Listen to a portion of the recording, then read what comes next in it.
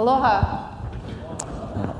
And good morning, everyone. I just feel very fortunate to be here with three leaders in Hawaii who are really taking on this challenge. Joel sort of teed up of how do we find that balance? How do we achieve economic growth, be good stewards to the environment, and build community resilience all at the same time? And I think this conversation is particularly impactful against the backdrop of Hokulea. Many of us participated this year in that amazing 3-year voyage. By way of introduction, Mark Dunkerley is the CEO of Hawaiian Airlines, airline executive, and Hawaiian Airlines is really leading in the U.S. airline industry, one of the most successful U.S. carriers. And George Zaghetti, who is head of Hawaii Tourism Authority, really working to support tourism for the state of Hawaii and looking at different marketing initiatives. And Alan Oshima, CEO of Hawaiian Electric Company since 2014. And Alan, you're just very engaged in a range of different community organizations, and based on your background can really speak to a range of these issues. But to kick it off, I think that there's no doubt that there's growing concern about actually how we balance these various drivers, both of the economy and the need to really preserve what actually drives our tourism economy. Just to throw some numbers out there, some 8.9 million visitors came to the islands in 2016, which was a 3% increase from 2015, and on average there were about 220,000 visitors to the state on any given day. And meanwhile, spending grew 4.2% in 2016 to $15.6 billion.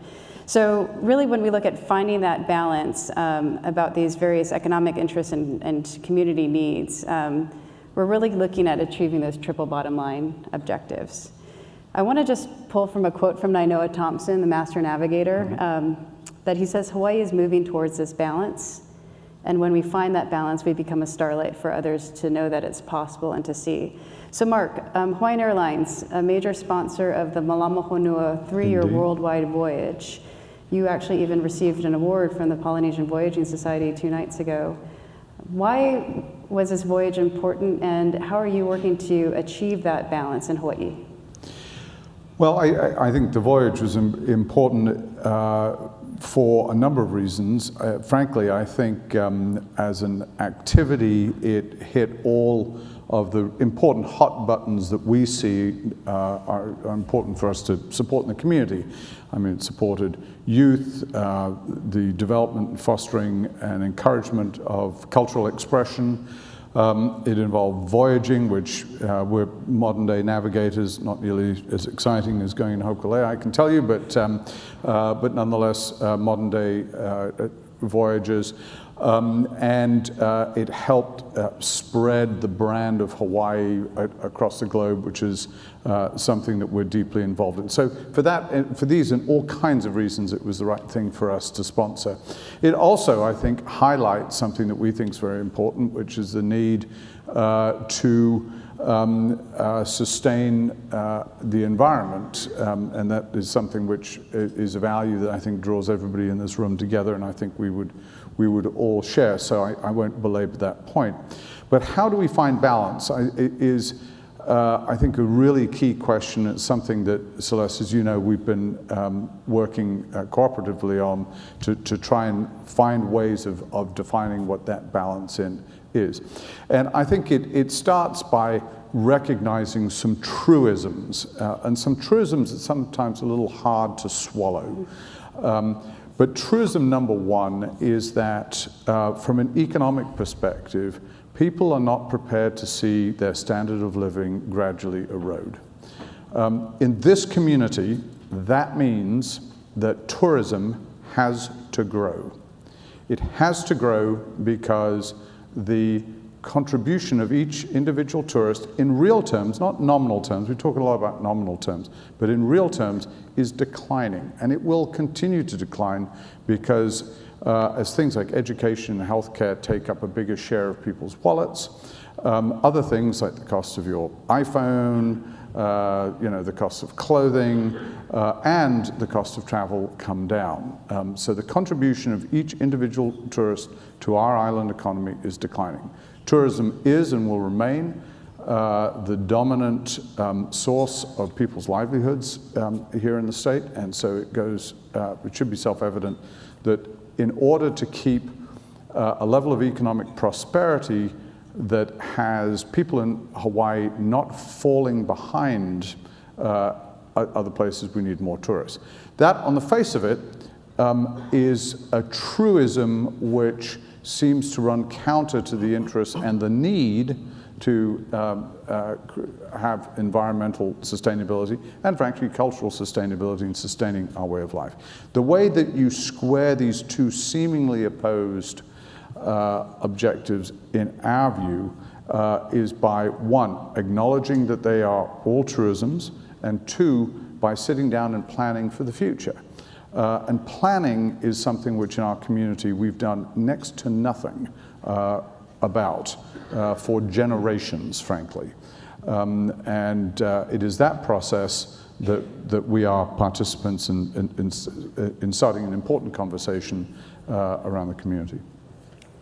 Yeah, that's interesting, Mark, and I think you're touching on the real need to grow the tourism economy, which is something, George, that you are actually tasked with doing. How are you looking at balancing bringing in those economic benefits to the state, as Mark highlights is important, while also looking at keeping the integrity of the destination and looking at the cultural components too?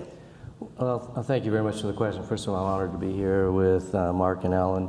At HTA, we've been tasked with the job of making sure that we continue to build and sustain the economic engine, that's tourism.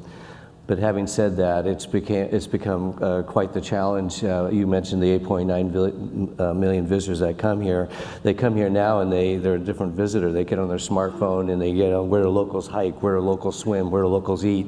And it's created a whole new challenge for us in getting that balance. And that ultimately, that is us. We have to find that balance. So just being here today, I think, is a step in the right direction in finding that balance between what is the visitor number and how is that balance with our natural resources and with resident sentiment. Those three are key pillars for us in improving the integrity of the destination, which is number one in our strategic plan.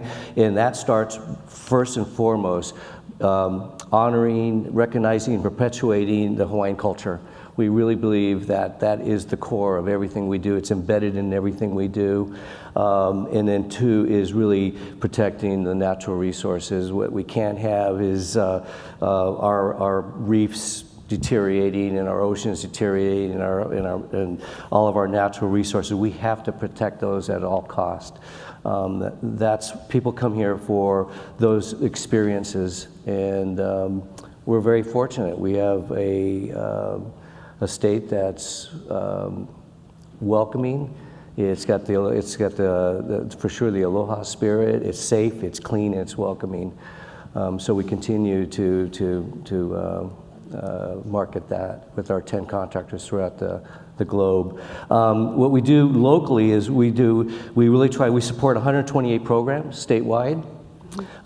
We have the Kukula Ola program. That's 30 Hawaiian cultural-based programs that we spend $1.3 million in supporting areas like Hawaiian language revitalization, perpetuation of the Hawaiian navigation, and Hawaiian arts.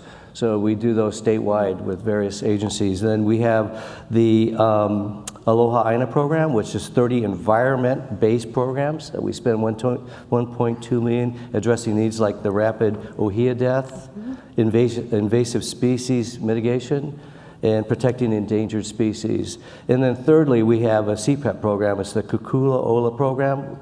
Excuse me, it's the community enrichment program. And we support 67 community-based programs at about $1 million that are initiatives like the cultural festivals that locals and residents can enjoy, as well as special events and island celebrations. So those are three things that we kind of focus on to continue our sustainability with the visitor industry. Thank you, George. That's really touching on the importance of culture, community, bridging the gap between the resident and the tourist, and shared areas of enjoyment. And I think one of the things, pulling it a little bit from yesterday, and we were talking about this, the alignment. Sometimes some of the objectives of one industry might be out of alignment with another. In some ways, Alan, you have one of the most challenging jobs, because pulling from what Louis said yesterday, and what we're hearing from our colleagues here, we have to grow the economy, which means that we're going to have probably higher energy demand. And then what position does that put you in to also try to help achieve the 100% goal? Yeah, great question. Before I do that, though, I wanted to comment on something that Mark said. One of the reasons that HEI was an early sponsor of Malama Honua was because of the balance of the wisdom of our ancient host culture in navigating the world. But it was tied to the Hiki Analia that had solar panels and connectivity to satellites so that people could see in real time, be connected to the voyage. And that really is the balance that I think all of Hawaii is seeking, right? Preserving our culture, but also adopting new technologies so that we can expand our economy, but not destroy what makes Hawaii, I won't say great, makes Hawaii special. And so for us, that is the challenge as well. With all the new technologies coming in and balancing the needs of our customers, and every customer is different. And I will say that the other thing that Mark really hit on is the lack of planning. I think for years we have talked about plans, but we're just doing tactics. And I think that's easier because you can deliver on a short-term basis. But for all of us, I really think that we need to have a vision, mission plan that's developed from the ground up for about what Hawaii really needs to, and that will help tourism. I believe in brand honesty, and so what sells Hawaii in my mind are the people, the culture, the beauty, and now I think sustainability is a big selling point. So we work with our tourism customers to try to get more conservation and energy efficiency into their efforts, but we all have to be in this together. I mean, if we're going to be 100% renewable energy, then everybody has to play a part. And I think the tourists will see that. So we heard yesterday we all have to be in the same canoe, or at least paddling in the same direction. Right. And the tourists, it sounds like they can also be contributing to the solution, and how that can actually drive us to look at more innovative solutions as well. I think we want them to be Right. part of the solution, right? And that's what brings them to Hawaii, to see how special we are. I mean, I used to represent one of the major Japanese travel bureaus, JTB. And you know, to have return visitors, they want new experiences. So I think the sustainable Hawaii part is a selling point. Electric vehicles coming here to be able to drive in a clean vehicle. Then for us, it's working with the tourism industry as to how charging will be done economically, right, to serve that industry, rent-a-car companies, where we can partner to do a lot of things that will help tourism as well. And what helps the economy helps all of us. You know, I'm actually going to open this up to the audience a little bit, to Elaine, but before I do, I just want to go back to something all of you sort of touched on. It's not so much a limits to growth issue, perhaps it's planning. And so planning requires an alignment of multiple stakeholders, from county to state to federal to civil society. Can you sort of share, and maybe turning back to you, Mark, some of the bright spots where you think that there is this sort of public-private partnership space where people are coming together and getting around the table to look at innovative solutions? Yeah, well, first of all, I'm an optimist rather than pessimistic about this. I mean, we've had hundreds of generations of human experience on the planet in which we've cared not one iota about the state of the environment. And in a generation and a half, it is the leading political issue on a global scale. So, I start from the perspective that I think there's lots of room for optimism. I think ignorance is obviously an enemy to finding common cause, to coming together and plan, and that applies, frankly, on both sides of this debate. The Neanderthal view that there isn't an issue with carbon emissions and mankind's impact on the environment. I think that's almost universally discredited, but there's still some parts of society that hold on to the view that we're not affecting the environment. But candidly, on the other side of the spectrum, there are people who I think don't accept the view that mankind is not prepared to become poorer in real terms, and that we do need expanding economic activity. So what's required is people who first, I think, acknowledge that the fact that both of these things must coincide. There are offsets to be had in the middle. I think what helps in this community, frankly, is that we have we're at a scale, we have organizations in the private sector and in the NGO sector that are quite prepared to come together and to talk, and we do a lot of things constructively and cooperatively in this community. I think some of the areas of weakness is that we don't have particularly strong governance in the state. In general, we don't, the lack of planning that is evident in our state is a function of the fact that we don't take a step back and make hard decisions today for benefits that will accrue in 20 to 30 years' time. But in general, I'm an optimist. I think there are people working on it. Celeste and I and several others are associated in projects that are trying to achieve that using people in the community to try and move things forward. That's great. So the people part is working. Alan? Well, I think what you're doing with Hawaii Green Growth and bringing the business community and environmental community and other stakeholders together is an example of some of the partnerships that we need for really good planning for the future. No, I appreciate you saying that, because I think what appeals is how is that grounded in action, right? Yeah. So it seems like there's a real desire to look at some action. And George, you alluded to some of the very concrete areas of collaboration that HTA is investing in, and you've seen those benefits, I think, already. Absolutely, and what I've learned very quickly in the last couple of years being here is that we have a great brand, a great product, and we got to protect it at all costs. So one of the initiatives we did last year at our Hawaii Tourism Global Summit is, for the first time we had a CEO summit, an executive summit. And what I tried to do, I don't believe it can be just tourism running on its own. It's really got to be a partnership with the state, the city, the county, the private sector, the nonprofits. It's got to be all of us coming together. So last year we did our first executive summit, and for the first time we had Alan, and we had Connie, and we had Mark, and we had Peter Ho, and we had Bob Harris. We had a lot of decision makers trying to share the message, connect the dots between the economic engine, which is the visitor industry, and how we all benefit, but how we can all come together in the planning process and protect what we have here, because it's very fragile. Everyone's coming after our business. It can go away, as Mark knows, it can turn on a dime, and it's incumbent upon us to embrace innovation and to be thinking ahead of everyone else coming after our business. So we did the executive summit this year. Our global tourism summit in September is about sustainability. Again, playing along the lines, how do we protect what we have here and then continue to build it together. So we'll have 3,000 people attending from around the globe, at least 35 to 40 from China. We'll have 200 from Japan.